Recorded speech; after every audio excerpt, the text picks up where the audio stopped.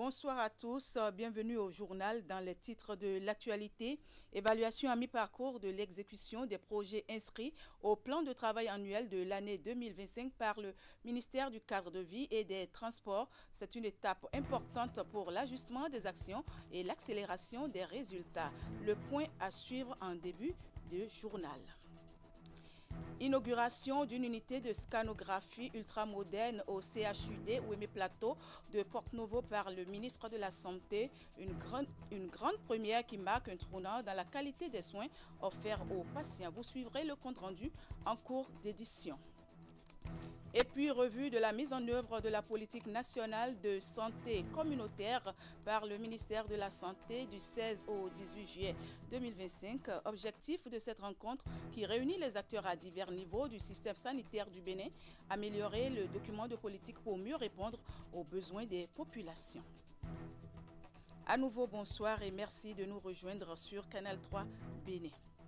À mi-parcours de l'année 2025, l'heure est à l'évaluation pour le ministère du Cadre de vie et des Transports chargé du développement durable. José Didier Tonato et son équipe ont passé en revue l'état d'exécution des projets inscrits au plan de travail annuel. Une étape cruciale pour ajuster les actions et accélérer les résultats. Voici le point avec Teddy Goudalo et Euder Mpevi. José Didier Tonato, ministre du Cadre de vie et des Transports, et ses collaborateurs se sont mobilisés ici pour un travail précis. Passer en revue les activités inscrites au plan de travail annuel 2025 à mi-parcours. Les chiffres, les taux d'exécution, les défis et perspectives sont passés au peigne fin. À mi-parcours de l'exercice budgétaire 2025, notre ambition devrait rester constante et intacte, à savoir améliorer la croissance économique et le bien-être social à travers la mise en place d'un cadre de vie assaini, attrayant, avec un système de mobilité adapté et compétitif, en rendant visible et tangible l'action publique sur tout le territoire national. Le diagnostic est sans détour. Si certains programmes avancent à bon rythme, d'autres, en revanche, accusent du retard, parfois dû à de lenteurs administratives ou des questions de coordination intersectorielle. Un moment de vérité donc et de projection pour ce ministère stratégique au cœur de la transformation urbaine et environnementale du Bénin. Les données consolidées indiquent une exécution physique estimée à 41,57%, un taux d'engagement de crédit de 60,81% et un ordonnancement effectif de 58,27%. Ces performances s'inscrivent en nette progression de 7,29, 6,40 et 4,42 points par rapport à l'année 2024. Cette revue permet donc d'ajuster les actions, de recenser les efforts et d'accélérer la cadence pour les 6 prochains mois. Le développement durable, l'assainissement, l'infrastructure, la mobilité urbaine, le chantier reste vaste, mais l'engagement affiché par les équipes augure d'un second semestre plus efficace. Et puis, la ministre des Enseignements secondaires techniques et de la formation professionnelle s'est rendue dans l'après-midi du mercredi dernier au lycée technique d'amitié sino-béninoise d'Akasato. L'objectif est de constater le fonctionnement des différents centres de l'atelier Louban au Bénin avec des équipements informatique et électronique de dernière génération. C'est la concrétisation d'un projet de la République populaire de Chine qui vise à renforcer la formation technique et professionnelle au Bénin. Compte rendu, Idrissou Boukari et Rachidi Soubiro. Implanté à Akasato, dans la commune d'Abomey-Calavi, à une vingtaine de kilomètres de Cotonou, le lycée technique d'amitié sino-béninoise reçoit la toute première visite de la ministre des Enseignements secondaires, techniques et de la formation professionnelle dans l'après-midi de ce mercredi. Véronique Toye-Fodé, accompagnée des cadres de son ministère, vient constater l'opérationnalisation de l'atelier Louban au Bénin, constitué de 4 centres d'apprentissage et de formation informatique, électronique, électrotechnique et de fabrication. L'enseignement technique, la formation professionnelle, très important et crucial pour le développement du Bénin. La partie chinoise a le plaisir d'accompagner nos partenaires béninois dans ce domaine. On va travailler ensemble pour bien utiliser ces nouveaux outils et mettre en valeur l'atelier de Louban. Les centres dotés d'équipements de pointe permettront d'améliorer la qualité des formations offertes par le lycée. L'atelier Louban est un dispositif pour la transformation de l'éducation en Afrique afin de répondre aux objectifs de développement durable. Au terme de sa visite, la ministre Véronique Toye-Fodé s'en réjouit. Le gouvernement du président Patrice Talon a engagé des réformes très ambitieuses dans le système éducatif, notamment dans l'enseignement technique et la formation professionnelle, pour pouvoir moderniser les curricula, pour pouvoir répondre aux besoins réels, en quelque sorte, du marché du travail. Ça répond à notre ambition de doter notre pays d'infrastructures adaptées, d'équipements modernes, pour pouvoir vraiment mettre en place des formations techniques de haut niveau. On ne peut qu'en être heureux que ce soit une réalité. L'atelier Louban, du nom du légendaire maître chinois de l'artisanat du bois Louban, vise à partager la technologie et l'expérience chinoise avec le monde en utilisant une approche pratique pour assimiler les compétences. De par sa vocation et ses formations, le lycée consacre le renforcement de la coopération fructueuse entre le Bénin et la Chine. Je l'annonçais tantôt, c'est une grande première pour le Centre hospitalier universitaire départemental CHUD Ouémé Plateau de Porto-Novo.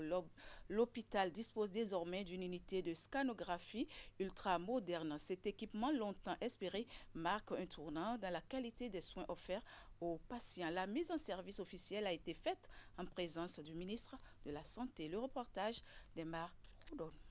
C'est un jour historique pour le CHUD Ouémé. Dans ce centre hospitalier de référence, le besoin d'un scanner médical n'était plus un luxe, mais une nécessité. L'infrastructure est désormais en place, moderne, fonctionnelle, elle répond aux standards internationaux. C'est un scanner de marque G, 64 barrettes, 128 coupes de modèle Révolution Massima, intégrant une option cardiaque pour les explorations coronariennes.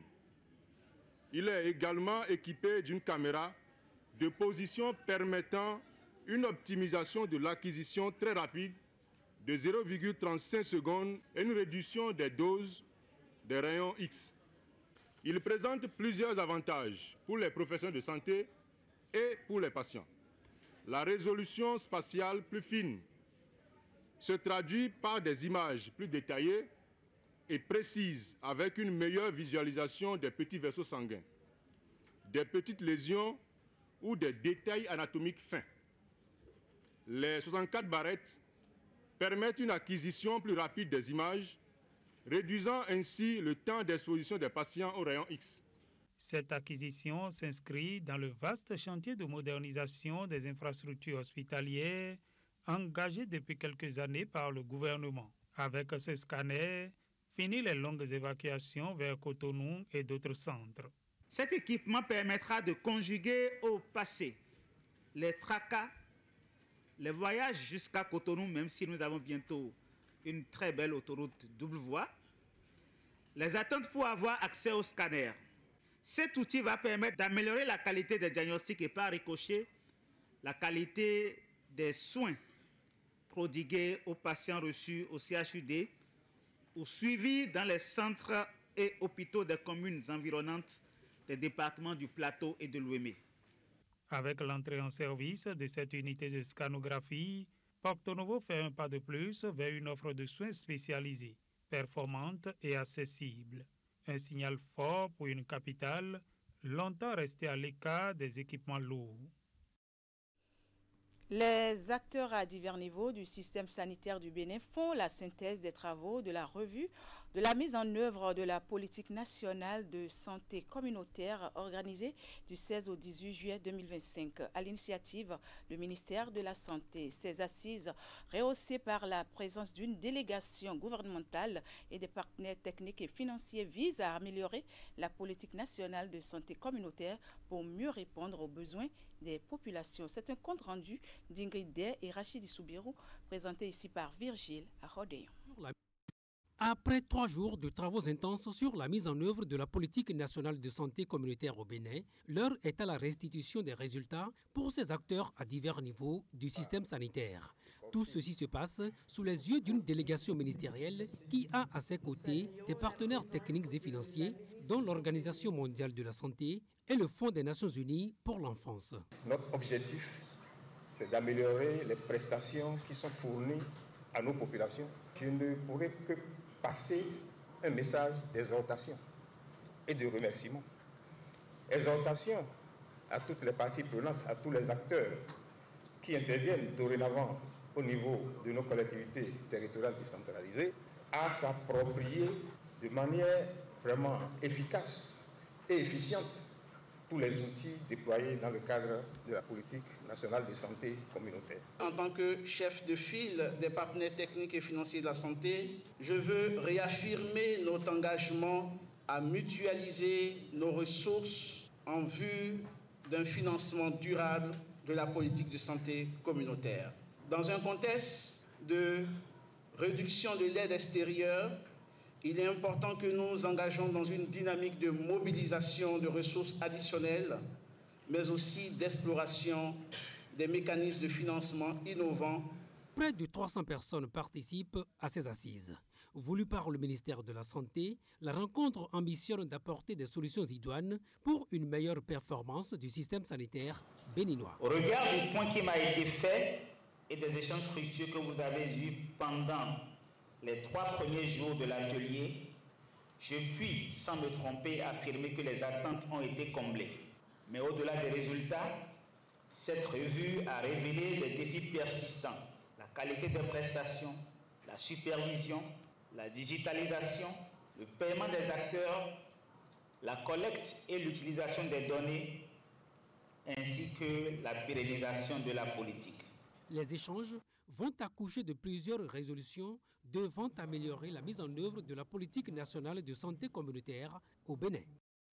Dans le reste de l'actualité, les préfets des 12 départements du Bénin se sont retrouvés la semaine écoulée pour passer en revue les problèmes qui se posent dans la gouvernance de leurs territoires respectifs. C'est à la faveur de la traditionnelle conférence des préfets dont la première session de cette année s'est déroulée à Djakotomé dans le département du Koufo. Narcisse Alossé et Florent Dohou pour le point.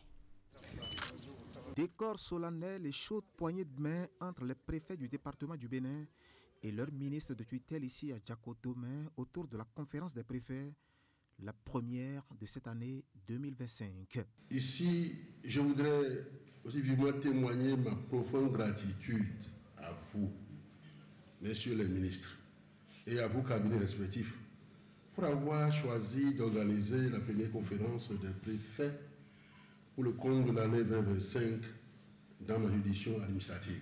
Après les civilités, les enjeux de conclave voulus pour passer en revue les défis qui s'imposent au processus de la décentralisation et de la déconcentration au Bénin. Premièrement, la mise en œuvre effective et exhaustive des mesures issues du séminaire gouvernemental sur l'évaluation de la mise en œuvre de la dite réforme. Deuxièmement, le renforcement de la formation des élus et des cadres communaux. Troisièmement, l'opérationnalisation de la fonction publique territoriale.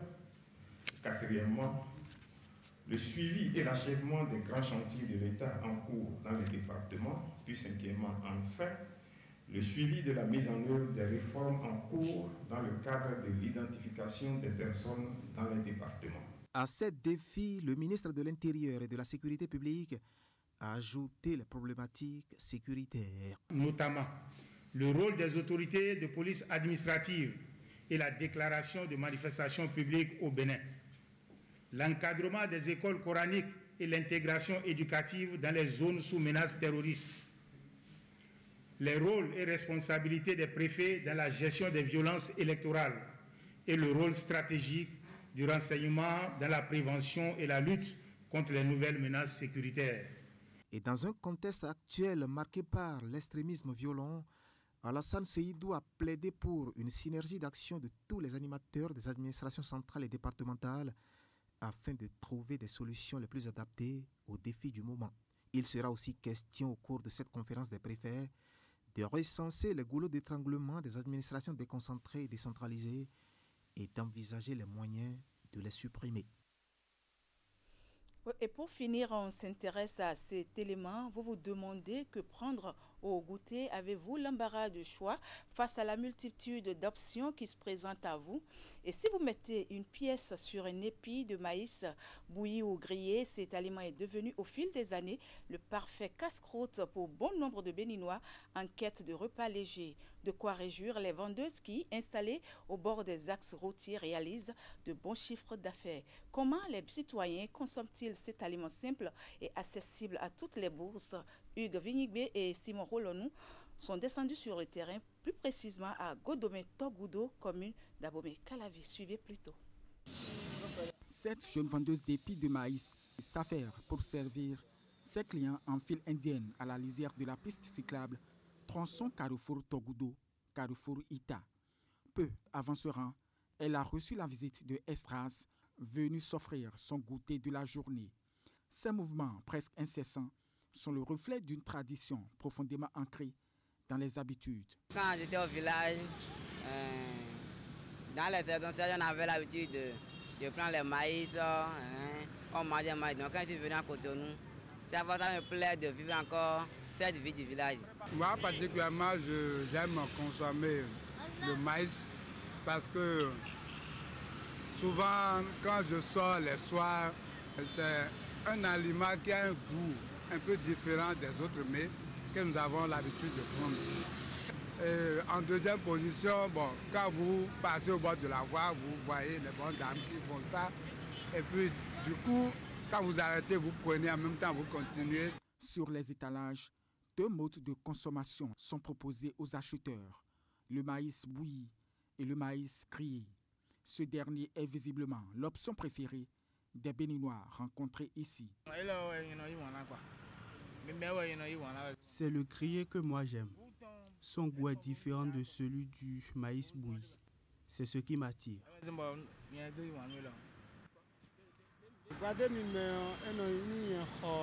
L'épi du maïs grillé est plus agréable à manger pour moi. Et je prends ça avec la chair de coco. Le maïs est bon pour la santé. Afin de répondre à la demande des consommateurs les plus entraînés, l'épi de maïs est ainsi offert avec des arachides et des morceaux de pulpe. Souvent, je prends ça avec arachide parce que d'ailleurs j'aime arachide. Et quand j'accompagne avec ça, le goût est un peu plus intensif. Voilà. Avec déjà 150, tu as déjà ton maïs, tu as l'arachide de l'autre côté 50. Et quand tu finis déjà là, non, on est déjà bon. C'est avec des arachides qu'on mange un épi de maïs, dit-on. En plus des arachides, on l'accompagne avec la chair de coco. C'est pour satisfaire tous les goûts. Et pour des saveurs encore plus prononcées, le produit est salé après cuisson, si telle est la volonté du client. Quand on ne le met pas dans l'eau salée, ça n'a pas de goût pour moi. Mais si on le fait, c'est délicieux.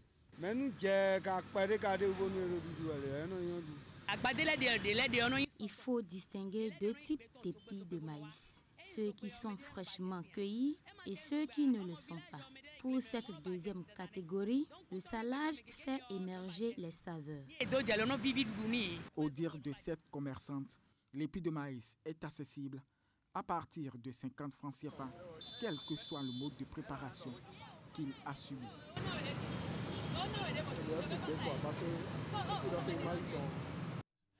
Merci à Hugues Vignigbe pour cette balade culinaire. Ainsi s'achève cette édition. Merci de l'avoir suivi et merci également à toute l'équipe de préparation, de réalisation et de diffusion. Agréable soirée et bon début de week-end à toutes et à tous en compagnie des programmes de Canal 3 Bénin. Au revoir.